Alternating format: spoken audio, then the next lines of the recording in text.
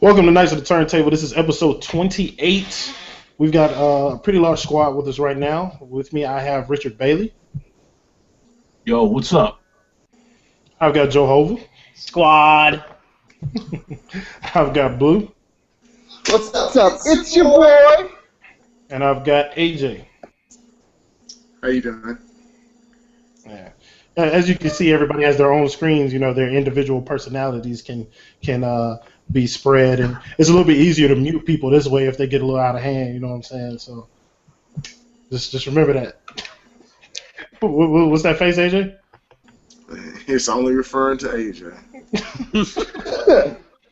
All right, so we've had a ton of music come out in the last few weeks. I don't think everybody's been able to listen to everything, but I'm curious to see what everyone has been listening to as of late.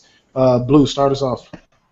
I just haven't seen that Yellow Wolf first impressions. Take a listen. That's what I've been listening to. That's what the majority I've been listening to. Along with that, some Nas catalog, J. Cole as always. So that's me. Gotcha. All right, how about you, Joe? What you been listening So I listened to the Audio Push project today because I know we're going to do a first impression, and that thing is fire. That thing is really good. So I listened to that. I listened to a little bit of Jeezy earlier because I'm writing this 10-year anniversary for TM101, and so I'm trying to get back into that mindset and start writing it again. And then what was that one? That Tokyo that we did the first impression for? Yeah, dot wave theory. Yeah, so I listened to that, and then of course Future. So Future never gets out the rotation, right? Ever. I did listen to Catalactica the other day when I went running though. Word. Does it hold up? Still holds up. Good. Word. On that note, I actually listened to it recently. I actually haven't listened to Pimp a Butterfly in a while, but we'll get to that. AJ, what have you been listening to? Well, the same things. I've actually kept Catalactica and Pimp a Butterfly in rotation, but don't judge me because Cherry Bomb has this song that Charles, you introduced me to, Lil Wayne and Kanye were on it, Smuckers, and I shit you not. To this day, I put that bitch on repeat. Listen to her religiously. All right, I can understand it. That one stays in my rotation. I've said it a few times on the last few shows. That and Two-Seater, like constant rotation. They're on my weekly playlist or whatever. Richard Bailey, we got a '90s playlist, a collection of albums, some vinyl. What do we got? Well, I hate to disappoint. But no, do not have that. I just been listening to, of course, you guys just said it, Tyler. You know, I'm still on Cherry Bomb. I have been playing that same song in rotation, as well as, you know, Effin' Young. I'm not going to say it. You know, I got to censor myself a little bit, you know. Everything. I saw his video for that song. The video was awesome. Yeah. Aside from that, a little bit of Kendrick, not as much, so I'll be interested to hear what you got to say about why you stopped listening to that later.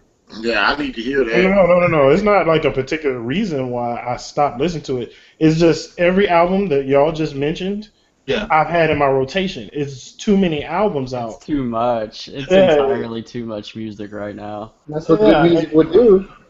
Yeah, and I mean, it's a good problem to have because, like, with To Pimp a Butterfly, I said before, I can't listen to that, like pick out a couple songs and listen to it. It's got to be from beginning to end.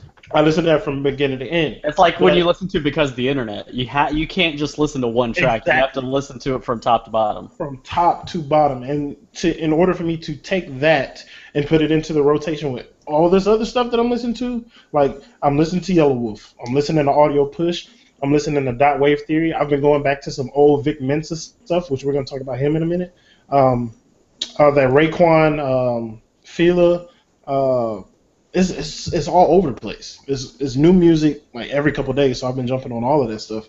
And To Pimp a Butterfly, I've even been listening to J. Cole. Shout out to Blue. I'm listening to J. Cole stuff, the 2014 and Born Center. I'm just kind of sprinkling that stuff in between. But I'll get back to Pimp a Butterfly. It's going to jump back into rotation at some point. Or at least get a full playthrough. when Rich said that he was gonna censor himself, I thought of this line from Ultron last night in the first 15 minutes. What? Language. Language. Yeah, Language. Word. awesome. But Awesome. that's all. That's all I've been listening to. Let's go ahead and jump into it. I mentioned Vic Mensa, which if you're not familiar, Vic Mensa is a Save Money artist from Chicago. Messes with Alex Wiley, Mick Jenkins, Chance the Rapper, the guy Tokyo, who we mentioned, his Dot Wave theory, which we did a first impression for. He saved money. Killer verse on it. Yeah, Vic went off on his verse on there. I can't remember the name of that particular song, but he went nuts. It was dope. But Vic Mensa has now signed with Rock Nation, which when I found out completely, well, it kind of caught me off guard. Throw up the rock. But he's done some high-profile features with Kanye West as of late for his album and performances live with him. And he has a song that came out that apparently Kanye is going to be featured on. So it's a surprise, but it's not too much of a surprise. But the concern here is, how do we feel about one of the Chicago artists that rolls in that circle being signed to a major label? It kind of seemed like a lot of those independent guys were going to stay fairly independent and kind of continue to build up their homegrown music, basically. We'll start with Joe. I don't know. It's kind of weird, but like, I mean, I can't blame him. But why would you go to Rock Nation? Like, of all the places you could go to, like, I mean, I'm a big Jay-Z fan. Like, I won't deny that. I own probably all of Jay-Z's albums, but his track record with running a label, he has Rock Nation has Rihanna and J. Cole. And those are the two that. And they had Wale early too. Wale, Yeah, I was going to mention they had Wale. And he had Jeezy at Def Jam. So, I mean, his success record is not good. Like, if it was baseball, he would probably be batting like 176 or some random ass low number. Yeah. It's just it's kind of baffling that he signed with Rock Nation. But, I mean, I can't blame him. I mean, not everybody's going to. I mean, the Chance model, I would like to see the Chance model take off. Yeah. And everybody give their stuff out for free, and then you just, you go to the concert, you buy the merchandise, whatever. I would love to see that take off, but it's not going to be for every single artist. And I don't think Vic has that fan base to do something like that. And that's one of the keys to why I think it's weird as well, is because with Rock Nation and its issues, if you don't have a huge fan base like a J. Cole, then you won't be successful because apparently they don't know how to push you correctly. Yeah. So I wonder, we don't know the details on the deal, but what were you about to say? Well, I was going to elaborate a little bit on the Rock Nation thing because my job, I got to speak to some Def Jam reps a few months back, and they told me that there was going to be a new Rihanna single that they wanted us to play, and it was probably going to drop in a few weeks. And they said it could drop tonight, it could drop in 3 weeks. Rock Nation doesn't give us any heads up; they just drop it. Wow. And say that, like, with 4 or 5 seconds, that's what they did, because the guy that I was eating dinner with, he said that he was like playing catch with his kids, and Rihanna dropped a song, and they were like, "Okay, go."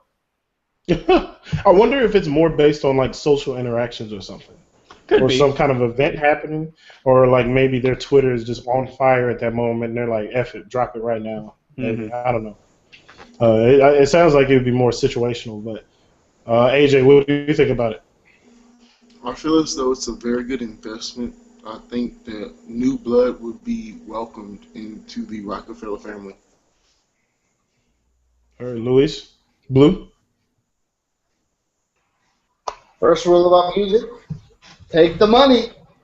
Take the money. I mean, let's be honest, the connection that Jay-Z has, you have Kanye in there, and not to mention all the number of producers that have produced for Jay-Z. I mean, that's a connection that you have. So I can understand why he did it, as opposed to all the Chicago rappers keeping it independent. I mean, we understand that's the style they're going with, or that's the kind of approach they're going with. But I mean, like, once again, I mean, it's Jay-Z. I mean, if you had a chance to sign with Jay-Z, would you turn it down? Anybody. If you know what, let's ask everyone that question because I think you're going to be surprised by the answers you get. We'll start with Rich. Like we'll get to your opinion on it later, Rich. But if you were like on Vic Mensa's or Chance the Rapper's level, and you were offered a deal with Roc Nation under Jay-Z, would you take it? Hell no. Why would you say no? Yeah, I mean, I got respect for Jay-Z, but again, if I'm already getting, if I'm already starting to grow my own fan base, I'm not gonna say, well, let me jump on with somebody who's already established. Let me continue working harder for what I want to achieve rather than working off of somebody else's success. Word. AJ, you're muted.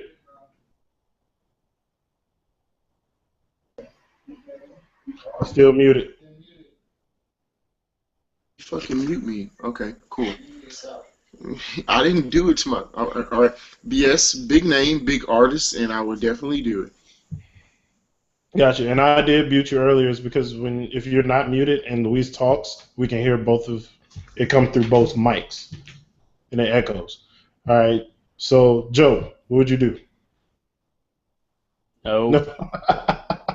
Like I said, I mean, I gave basically he has 4 artists, like 4 big artists out of all the ones that he's ever signed. Gotcha. I am along that line of thinking. Not so much focusing on the artists that he has and how somewhat poorly he's managed them. The problem is there's no artist development. It's like you said, you have to have a big fan base. Yeah, you have to have it on your own. And I feel like Vic, he was in a very solid lane as it was. He didn't need Roc Nation. If anything, I see Roc Nation feeding off of his fan base to kind of seep and kind of ingest some of the Chicago scene's fans and stuff. Mm-hmm. Because like they needed no help. Chance and the Social Experiment, the people affiliated with that, Vic was already affiliated with before with kids these days, and they had a really big following. I hate that they broke up because it was really good music, but he understands the bands and the kind of focus on live instruments and stuff. So I just think it was in poor taste. But Luis, let's get your official answer on if Jay-Z brought you the plate to the table, try to get you to sign that contract, what you gonna do? Hey, them J. Cole features be cheap, right? Hey, we get a discount on the features, right? But I mean, in honesty, I mean, I don't see why not. Why not? Like to be honest with you, the connections Jay-Z has, I mean, I still don't understand why would you not. If you're being signed to Roc Nation, obviously you have talent. I mean, as we mentioned, J. Cole, Rihanna, do they need Roc Nation, or does Roc Nation need that? Realistically. Roc Nation needs them. What would they? That's another hand in your pot that you already have. Jay-Z. You know what? You know the crazy thing? Jay-Z can't survive without leeching off other people, and we know this. We got that title money. We get the title money right now. No. Actually, he doesn't have that title money. He got them title tweets. Hey, them tweets. That's all we need, them tweets. My cousin just went to Nigeria. He just moved to Nigeria. Say what? That was one of the tweets. He said my cousin just moved to Nigeria to scout talent. I did not see that one. Yeah, like that's been the one. Like out of all of them, that's been the one that everybody has mocked. That's crazy. But like when you gotta get into that defensive stance that he had to take with Tidal, you know that there's some issues there. And I mean, we all talked about Tidal and how you're getting just a little ripped off, just a little bit. So the fact that he has to come out and speak on it to defend his product, there might be some issues going on over there. I still think it's an honorable idea on the artist end, but once again, all the people that jumped on Tidal, those are big names. Tidal needed those big names. Roc Nation needs Vic Mensa more than Vic Mensa needs Roc Nation, man. Can't knock the hustle. I cannot knock the hustle. Are you really gonna stay here? Are you gonna? I guess you just gonna call this conversation before the podcast. I mean, even wait, like a couple days before. about Tidal. Oh, so you're talking about Knock the Hustle on Tidal, not on Vic Mensa. Yeah, you're absolutely right. You're right. Well, guess what? Vic Mensa's paycheck is going to get ethered. All right. So, Rich, what are your thoughts on Vic Mensa signing the Right Nation yourself? So, you guys already touched on it, and now my joke is not going to really be as impactful. But, yeah, I was going to say, did he not see what's going on with Tidal? Because this is something that I'm pretty sure this was taken into consideration before he made this deal. I'm happy for him. You know, if he thinks that is going to help elevate his career further. But like you guys said, you know, Jay-Z is in a position right now. He's trying to use others to further his own cause. He will tell you it's for the other artists. But again, if he out there defending his own product, that says a lot about what's going on with the product. So I'm happy for him, but hopefully this doesn't blow up in his face. That's all I have to say. That's true. Rome wasn't built in a night for sure. Tidal will have its success over time. It's just will it reach the level of like a Spotify or Google Play at this point?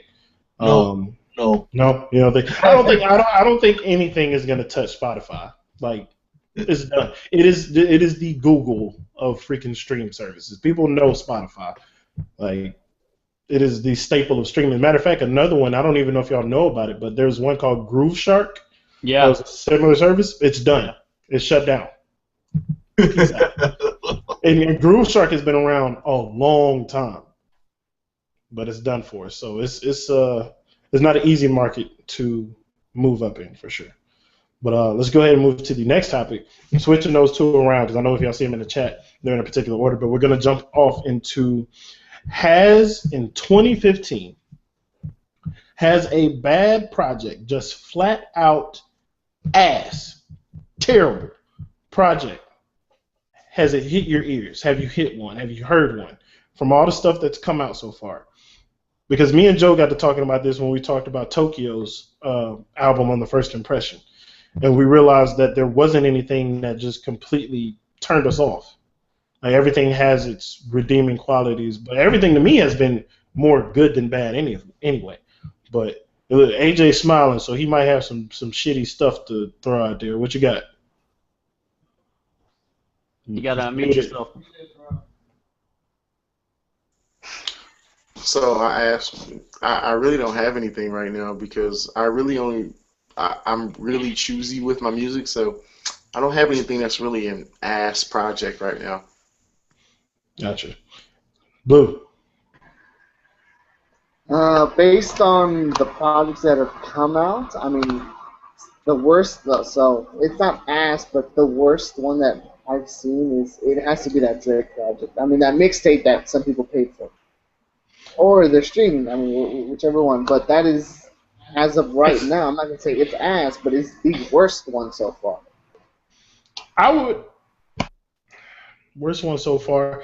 I don't know. I have to think about that a little bit because with Drake, it's tough simply because the way he did that mixtape is what people want. Like the rhyme schemes, which I hate the way he did some of the flows on there, but the production carried it greatly, and it was very catchy.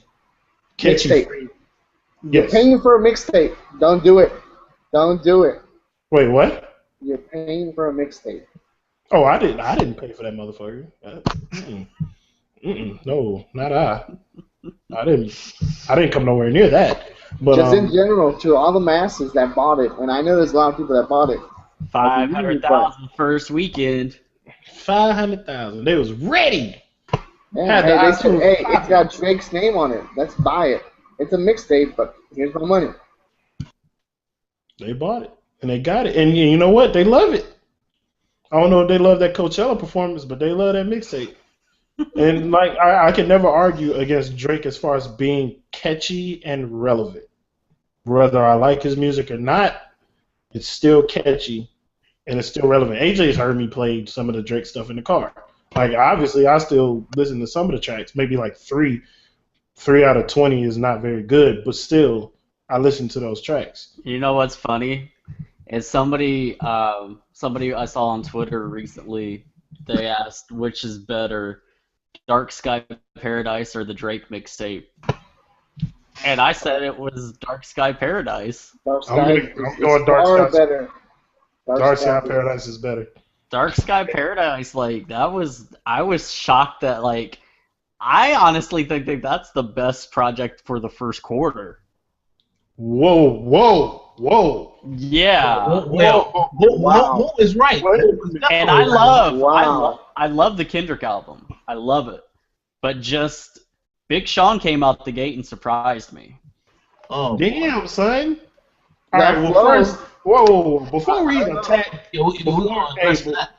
before the people in the comments go at Joe's neck, you insulted Kendrick's album before as a joke, and people lost it. But I said that I loved Kendrick's album just now. I know, Before but you know how they react to only a piece of what you're saying, not the whole Yeah, thing. that's true, because they don't listen. So, Rich and AJ, we haven't heard from y'all. Do y'all think the Big Sean project was better than Drake's? Go ahead first, AJ, and then I'll go after you. Yes, I do. Of course. I think it's a far greater collection of songs than Drake. Rich? 100% yes, without a question. Not a fan of Drake. Not a fan of his music. It's okay at times, but no, you comparing these two, hell no. Big Sean's album definitely better.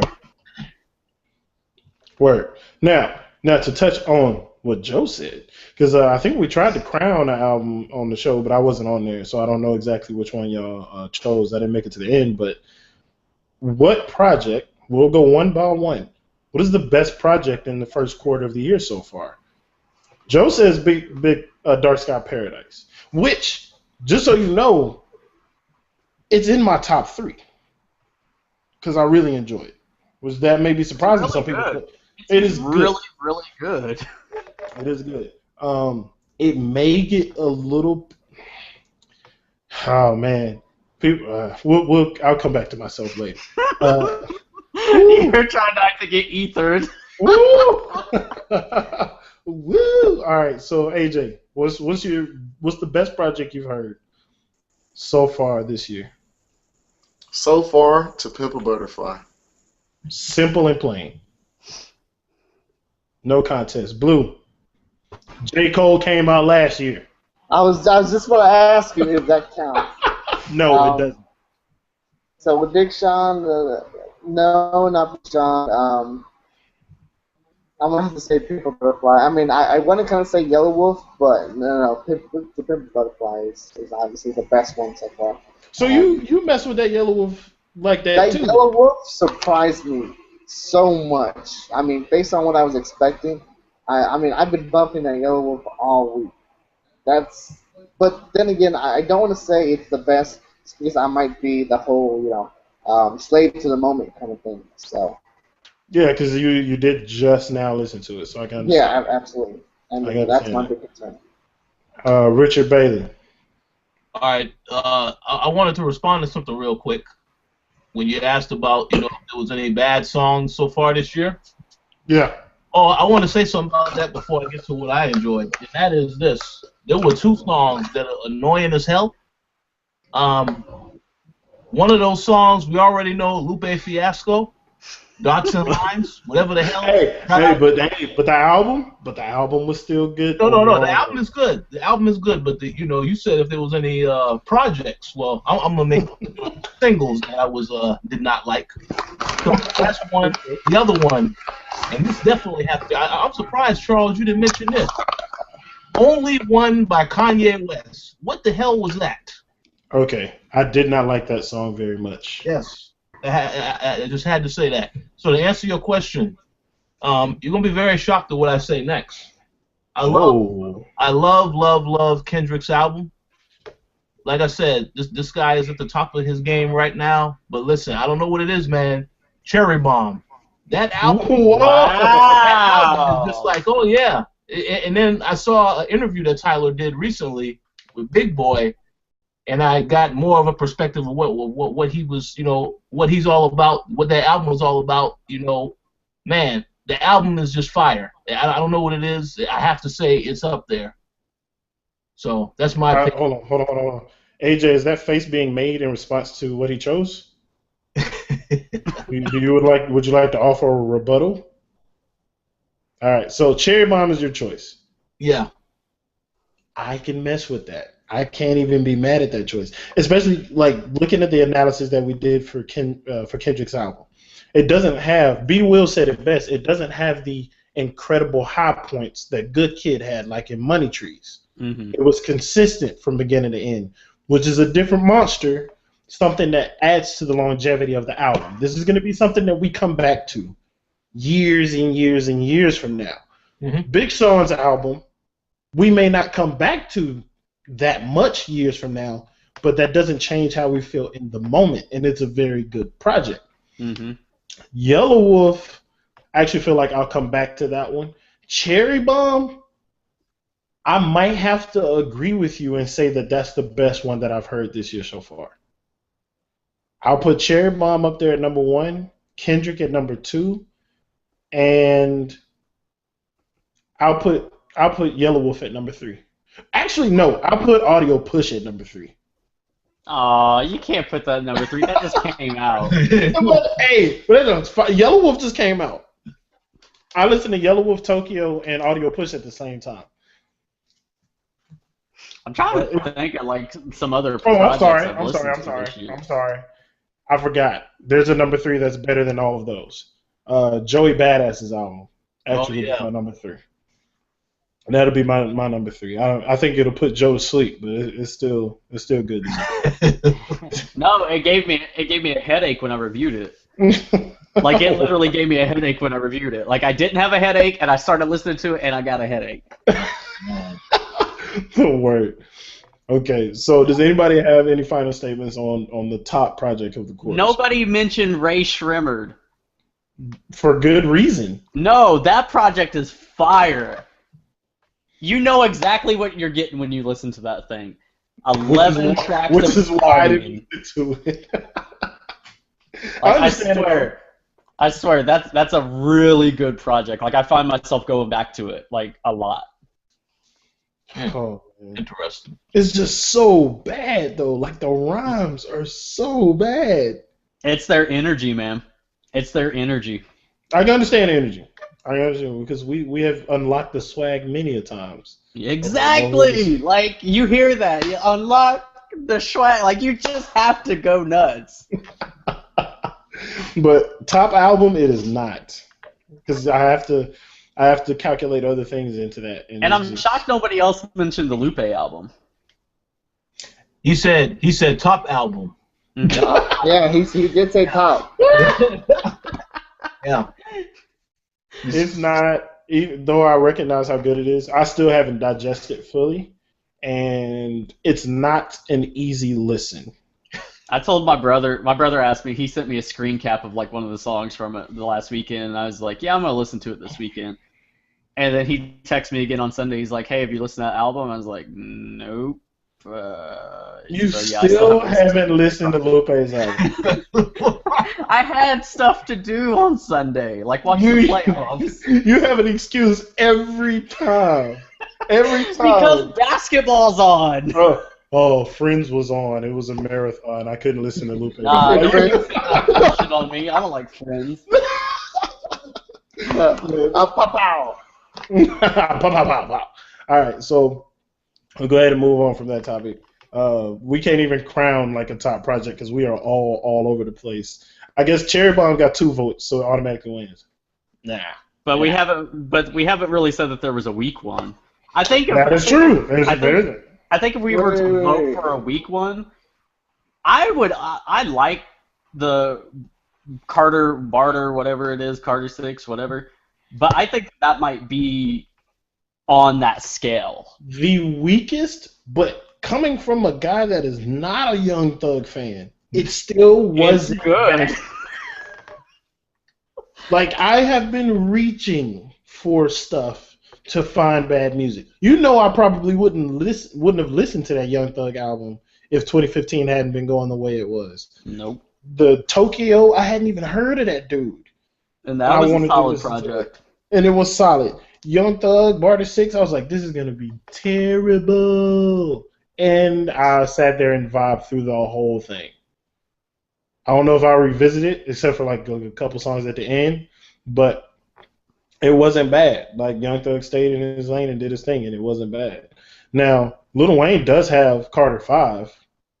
That could go ahead and knock that bad album list right on out the park. That's what we should do. Is we should say which ones we think are gonna stop the list. Stop the run. Yeah. Well, Yep. Kanye might be on that list. wait, I got a question. Yeah.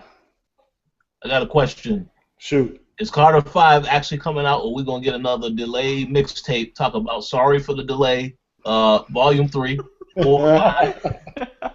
We might get delayed again because apparently Drake is suing Cash Money now for money. It's hard out there, man. Birdman been pampering Young Thug and ain't got no cash left, so now he's a little strapped out there. Louise, what were you saying? I was saying Murphy Lee gonna make a comeback with that Cash Money absence. Hey, 2015 is the year to do it. Oh, he got to come back with that Rock the Mic fire that he had. Shut the door. What's that quote I said like a few years ago? The devil's greatest trick is making us think that Murphy Lee's up next. Yes, the greatest trick the devil ever pulled was making us believe that Murphy Lee was up next. Fantastic quote. I always throw that shit out there. All right, so moving on to the next topic. Last week, we got to talk about, well, you guys got to talk about the Billboard Top 10, and it was a fairly okay / appalling list, having Macklemore on there 2 times. Now, In the top 5. Top 10 of all time, and Macklemore is in there twice in the top 5. And this was Billboard, so it makes sense because these are radio songs. True. Now, we're going to go ahead and make our own top 10. Now, it would take too long for us to debate which ones we're going to throw in there, so we're going to have to trust each other on this one. There's 5 of us. Each person is going to add 2 songs to the list, and we're going to go one by one, person by person, starting at number 10. Now, the pressure is on Luis first. Hey, so not that it's top 10, but I gotta throw it out there because Joe said it has to be top 10. No, it has to be. That's the stipulation. Don't throw no question top on 10. Cool. Fine. Top 10. Joe said the top 10 that he would have would be Juvenile's Back Your Ass Up. No. Don't take Bill's choice. Don't take my choice, God. With that said, based on what we heard last week, I do believe that Juvenile's top 10 needs to be mentioned, at least at number 10. I mean, there are better songs, but that is an anthem that needs to be mentioned. So you gonna cop out, is what you're telling me right now. Yeah. You gonna steal my first choice. Hey, gotta take it from Joe. Hey, man, I was baking. And that's not even 10. That's not even 10. That's number 1. Is it number 1? Like really? Is it number 1? He said last week is number 1. All right, so at number 10, because somebody is a terrible cop-out, we have Juvenile, Back That Ass Up. At 10. At number 9, Richard Bailey. Oh, man. You definitely putting people on the spot tonight. Uh-huh.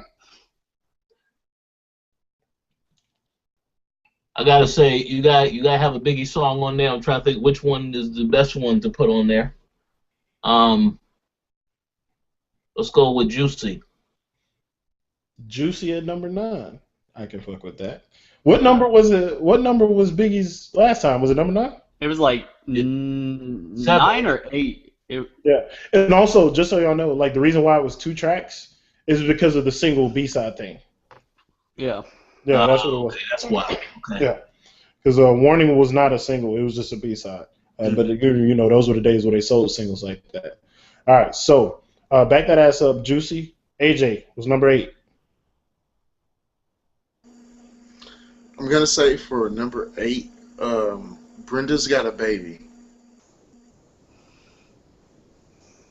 Okay. That would be the. Of course, we're gonna have a Tupac entry on there. I wasn't expecting that one. Who should go next? You know what? Since Luis copped out, we making him getting his 2 out the way right now. What's your number 7? Alright, next one would be Wu-Tang Clan Cream. Can't go wrong Cream. with that one. Okay. Yeah. Cream is dope. Cream is dope. You can't go wrong with that. All right, back that ass up. Juicy. Brenda's Got a Baby. Cream. Jehovah. It's number 6.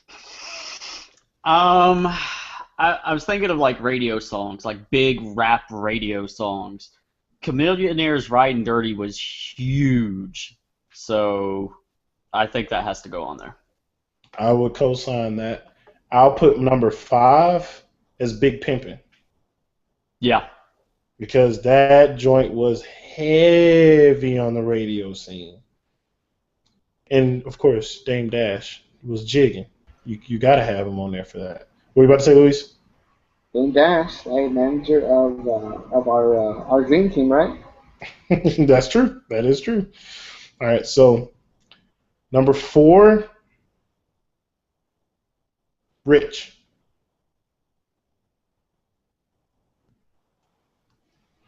Oh man, they have to come back to me. This is difficult. This is difficult. I'm gonna recap, but you got to think of something. Yeah, so like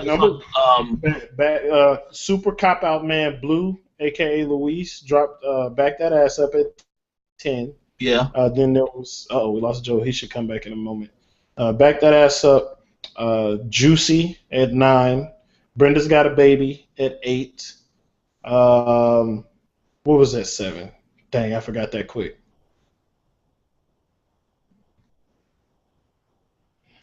I know number 6 was Riding Dirty. Cream. Cream was Can't number forget 7. that. Come on. Riding Dirty. I don't know, man, because you a cop out. It made me forget stuff. Riding Dirty at 6. Big Pimpin' at 5. Rich, you got to drop something at 4. I got something. It may not necessarily be something we all agree on. Man, I like this song. You guys may not be like, no, why you pick this? I'm gonna say Regulate. Nate Dogg. Regulate. That has to go Yeah. on there. Gonna co-sign that one. Wow. Co-sign for sure. That's at 4. I'm gonna put at number 3. This is my second pick. I'm gonna put Looney's. I got 5 on it. Remix. Oh yeah. I feel like. Uh-oh. I mean, I get it. I get it. I don't like that song. You don't like that song? And the longevity on it though is undebatable. I like the beat. I just don't like the song. Gotcha. All right, so we are at the top 2 songs. AJ, what's number 2?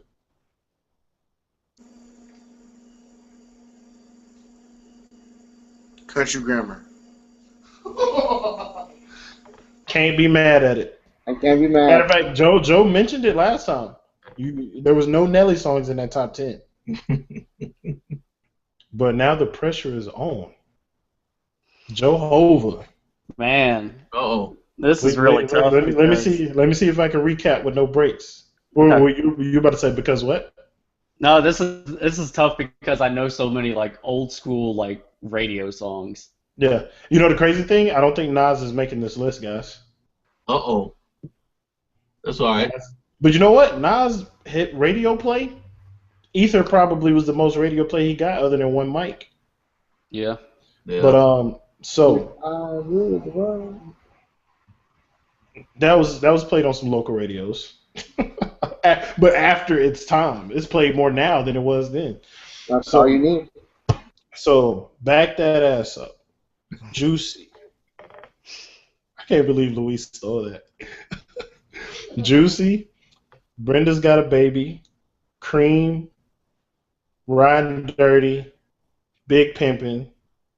And then we got the top 4. Rich said Regulate. Regulators. I got 5 on it. Number 2 is Country Grammar. Sir, for $1 million, what is the number 1 hip hop song of all time? Uh-oh. Here we go.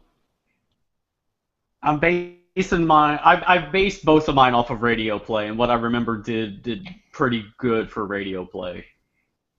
And Miss Jackson from Outkast was pretty big with radio play.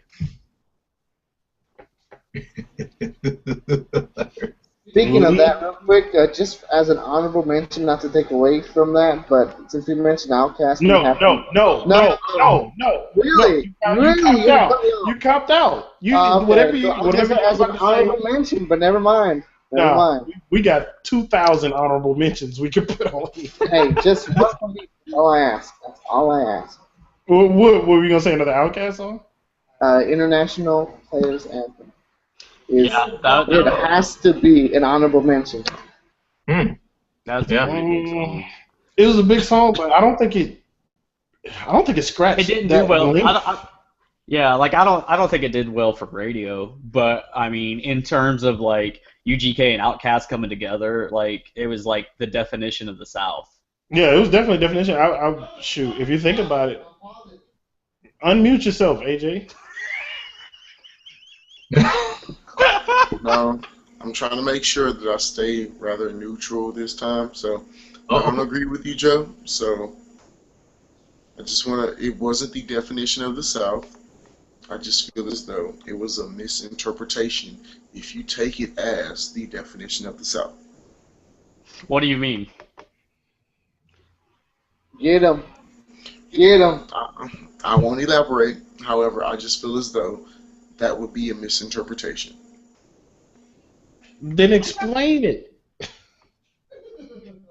This whole show has like been debates from beginning to end. So you're just gonna say that and leave it at that? I'm going to do that because I don't want to take up too much time. Joe, just know I disagree. We can talk about it off air. All right. We'll leave it to Joe to drop a cherry on top because I think having Miss Jackson up there is pretty dope. Yeah. And to bounce off what you were saying, I feel like Hey Ya and The Way You Move were bigger than International Players Anthem as far as radio plays go. Hey Ya, I got so sick of Hey Ya because Hey Ya was.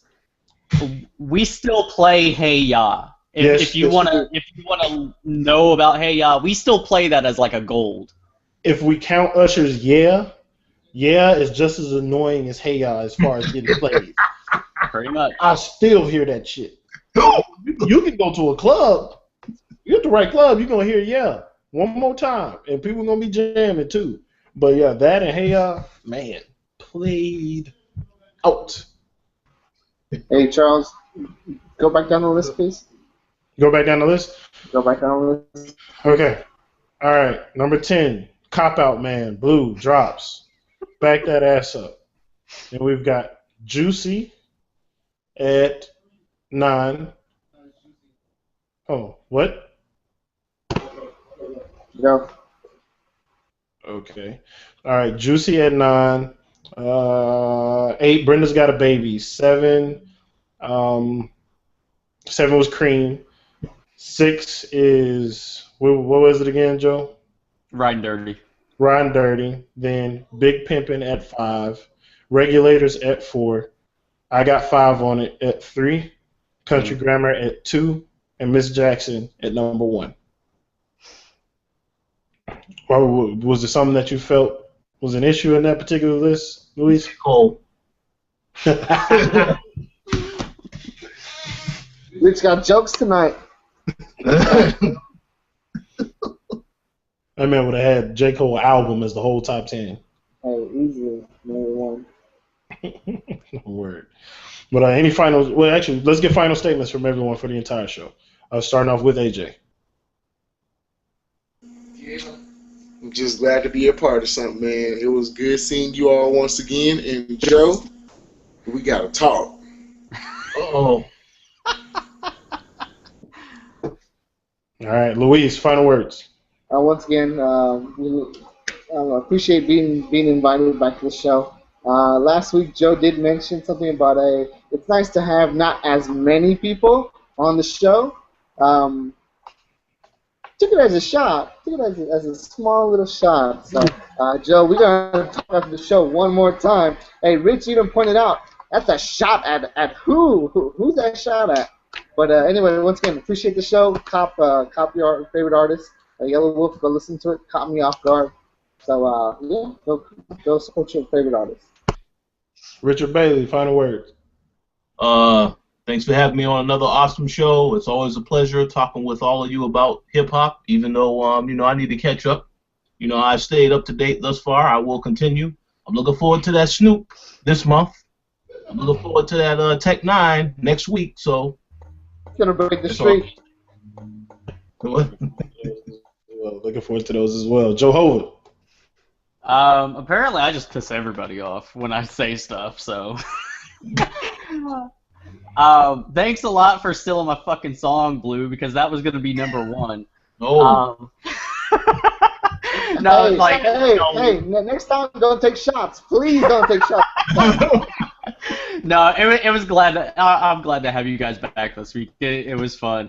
And of course, joehovesmf.com and just check out the Koalition.com. There's awesome hip hop on there. There's awesome video games on there. It's a great site. Bunch of talented writers. So go check that out. And he's not biased because he's one of those writers. Not even a little bit. I mean, I feel like sometimes I gotta brag. Like sometimes you just have to stunt every now and then. Yeah, I feel you. But thank y'all for checking out the show. It's glad to have everyone on here. It's just 5 of us, which is about we had 3 last time because everybody had the plague. So we bounced back pretty good now. I think everybody's still kind of sick, but we bounced back. If you're watching this on YouTube, keep in mind we all do this for the love and for the passion of it. If you'd like to donate to the podcast, to the Koalition.com, hit the annotation in the top right for the I. Shoot us whatever you can. We take quarters, dimes, nickels, pennies. We take it all. We take the bills. We take the paper. Put whatever you can in there, and we would greatly appreciate it. It will be used to further the cause. But definitely check out Jehovah's Mind Frame. Check out the Koalition. We got some dope stuff out there. We got a new Nerd Knots podcast, which is a geek podcast headed up by Steph Bardo. I think Bardo is her last name. We got the Throwdown podcast, which is always dope. We got the Co-op. We've got the Baby and the Beard, which is our comics podcast. And, of course, Knights of the Turntable, the definitive hip-hop podcast. Be sure to look out for more first impressions. We're going to be doing those a whole lot more often, whatever projects come out, because clearly we got an abundance of them mofos. We're going to be doing first impressions for those, whether it's 10 minutes or 30 minutes or an hour. We're going to be talking about them. But we'll see you guys next week on Friday. It's been a pleasure.